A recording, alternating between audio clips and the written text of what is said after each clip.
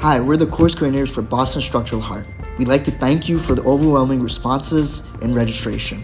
A little bit about Boston Structural Heart in case you don't know.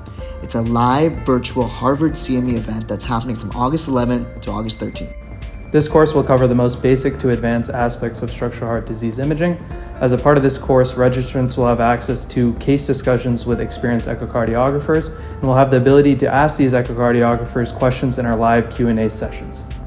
And we are really excited the way the entire course content and all the recordings have turned out, and I want to thank all the course faculty for putting in their work to record all these interactive sessions. Remember, it's from August 11th to August 13th, and spots are filling up fast. So make sure to register ASAP, and we hope to see you in August.